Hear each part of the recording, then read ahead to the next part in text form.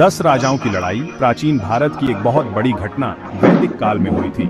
ये समय, जो इतिहास के धुंधलके में छुपा है, सिंधु नदी के किनारे शुरुआती वैदिक सभ्यता के उदय का गवाह था। ये लड़ाई महत्वाकांक्षा और शक्ति का टकराव त्रित्सु राजा सुदास और 10 शक्तिशाली राजाओं के समूह के बीच हुई थी। ऋग्वेद के भजनों में दर्ज ये संघर्ष रथों, कांसे के हथियारों और भयंकर आदिवासी प्रतिद्वंद्विता की दुनिया की एक झलक दिखाता है। इस महाकाव्य के टकराव का युद्ध क्षेत्र सप्त सिंधु, प्राचीन भारत की 7 नदियों की भूमि था। सिंधु नदी और उसकी सहायक नदियों वाला ये क्षेत्र वैदिक सभ्यता का उद्गम स्थल था। उपजाऊ मैदान और नदियों के रास्ते इसे लड़ने लायक बनाते थे। आर्य और अनार्य जनजातियों के मिश्रण का प्रतिनिधित्व करने वाले 10 राजा भारतों के महत्वाकांक्षी राजा सुदास से इस क्षेत्र का नियंत्रण छीनना चाहते थे। 10 राजाओं की लड़ाई केवल क्षेत्रीय विवाद नहीं थी, ये विचारधाराओं और जीवन के तरीकों का टकराव था। सुदास और भरत वैदिक संस्कृति के उत्थान बल का प्रतिनिधित्व करते थे, जबकि 10 राजाओं का संघ स्वदेशी और पुरानी परंपराओं के मिश्रण का प्रतिनिधित्व करता था। इस लड़ाई के परिणाम का भारतीय उपमहाद्वीप के भविष्य पर गहरा प्रभाव पड़ेगा। भारतों के राजा सुदास इस युद्ध का नेतृत्व कर रहे थे।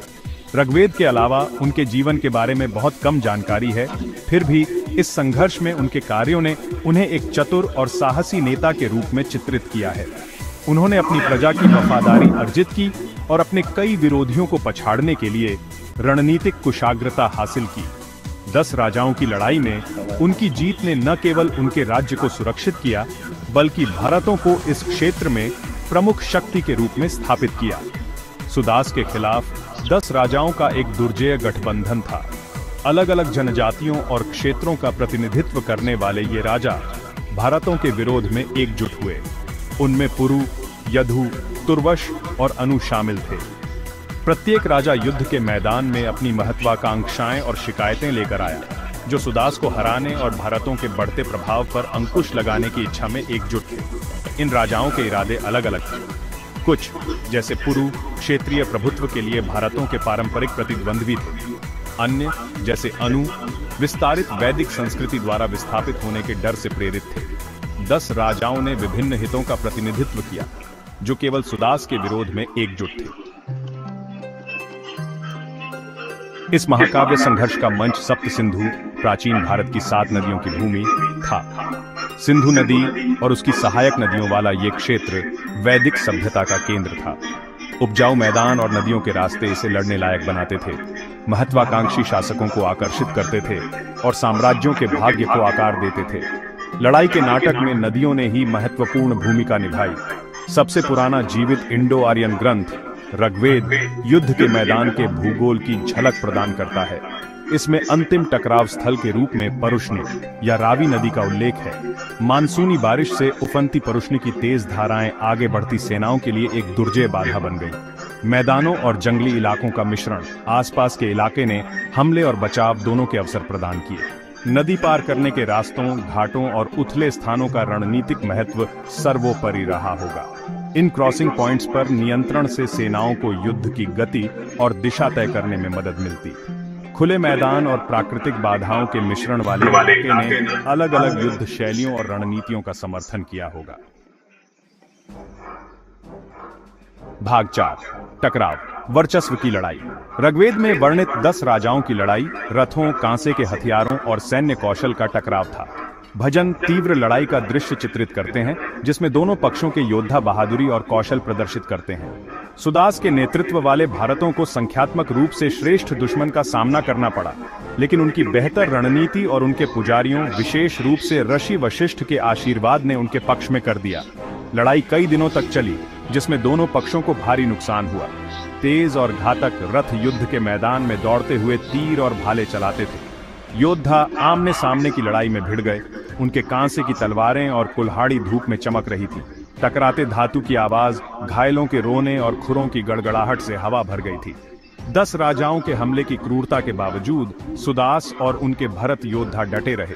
ऋग्वेद उनकी जीत का श्रेय कई कारकों को देता है, जिसमें उनका बेहतर सैन्य कौशल, उनके पुजारियों का आशीर्वाद और शायद सबसे महत्वपूर्ण उनका अटूट दृढ़ संकल्प शामिल है। भाग 5 परिणाम, एक नए युग की शुरुआत। 10 राजाओं की लड़ाई सुदास और भरतों के लिए निर्णायक जीत के साथ समाप्त हुई।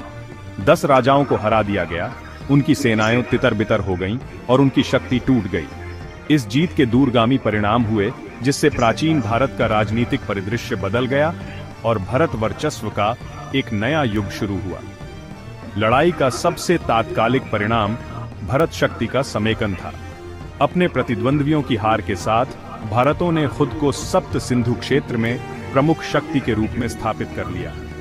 इस जीत ने भरत साम्राज्य के विस्तार और अंततः उत्तर भारत के एक बड़े हिस्से पर उनके प्रभुत्व का मार्ग प्रशस्त किया। लड़ाई के महत्वपूर्ण सांस्कृतिक और धार्मिक निहितार्थ भी थे। वैदिक अनुष्ठानों और मान्यताओं से जुड़े सुदास की जीत ने प्राचीन भारत में वैदिक संस्कृति की स्थिति को मजबूत किया। लड़ाई के बाद रचित ऋग्वेद के भजनों ने भरातों और उनके देवताओं की विजय का जश्न मनाया। भाग 6 अनंत काल में प्रतिध्वनित ऋग्वेद की कहानी। 10 राजाओं की लड़ाई हालांकि समय के साथ गुम हो गई, ऋग्वेद के भजनों में जीवंत रूप से सामने आई है। संस्कृत भजनों का यह प्राचीन संग्रह, जिसे हिंदू धर्म ग्रंथों में सबसे पवित्र माना जाता है, इस महत्वपूर्ण लड़ाई के लिए कई छंद समर्पित करता है, जो उस समय की सैन्य रणनीति, हथियार और सामाजिक मानदंडों में बहुमूल्य अंतर्दृष्टि प्रदान करता है। ऋग्वेद का 7वां मंडल, विशेष रूप से 18, 33 और 83 भजन लड़ाई का सबसे विस्तृत विवरण प्रदान करते हैं। सुदास की जीत में उनकी भूमिका के लिए देवताओं, विशेष रूप से इंद्र, अग्नि और अश्विनों के लिए प्रशंसा और धन्यवाद के गीत के रूप में रचित ये भजन प्रारंभिक वैदिक लोगों के धार्मिक विश्वासों और प्रथाओं की झलक पेश करते हैं। लड़ाई का ऋग्वेद का वर्णन केवल एक शुष्क ऐतिहासिक वृत्तांत नहीं है। ये मिथक, कविता और धार्मिक प्रतीकवाद से बुनी गई एक जीवंत टेपेस्ट्री है। देवताओं को संघर्ष में सक्रिय भागीदार के रूप में दर्शाया गया है। दोनों पक्ष उनके पक्ष की तलाश में है। भजन उस समय की सामाजिक संरचना में भी बहुमूल्य अंतर्दृष्टि प्रदान करते हैं। रिश्तेदारी संबंधों के महत्व, राजत्व की भूमिका और अनुष्ठान और बलिदान की शक्ति पर प्रकाश डालते हैं।